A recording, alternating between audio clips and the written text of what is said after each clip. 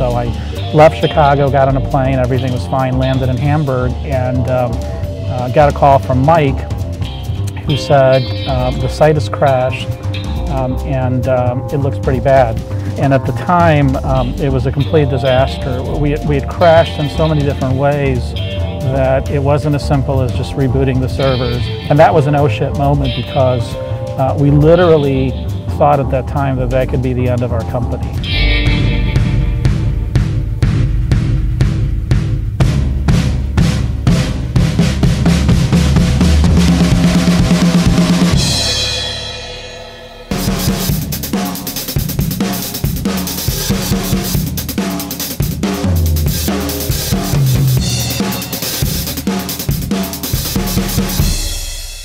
4 years ago, the grind was fun 100% of the time.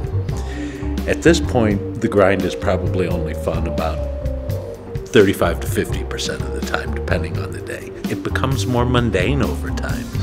We do the same, a lot of the tasks are the same day in and day out. And while those tasks were really a lot of fun back in 2007, they aren't quite as much fun as they used to be. As the learning curve flattens, it gets less interesting. So we have to do things to keep the learning curve steep. So we have to try new things. We have to do different kinds of analysis. For instance, for the first time this month, I'm going to be taking on some project management with the dev team. It's something that I've never been engaged with in any depth at all before. And a part of that is, A, it's something that needs to be done, but B, I want to learn it. I want to learn a new skill. I want to be engaged in a different level than I have been engaged.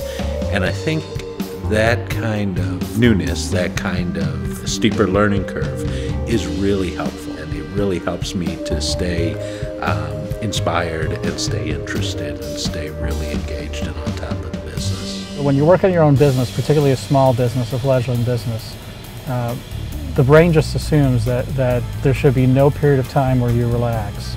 And it needs to try to solve every problem for the business at every moment in time, whether you're awake or you're asleep. So for the longest time, after we started working on the company, I couldn't do anything that turned off my brain. I just started looking a little bit more closely at everything and everyone around me, because I had to do it. It was almost a survival instinct. You have to try to understand how to rein in the pressure. And so if there were people that were causing particular stress, I just elected not to spend as much time with them. If there were people that were making me happier, I elected to spend more time with them.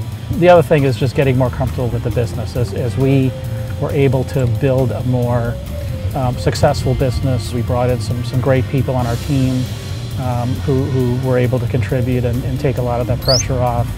It just became easier to relax, because I knew that there were other people focused on a lot of the problems that I was trying to solve. I could provide much more value by not spending 100% of my time worrying about them, because at some point you become far less effective if you can't relax.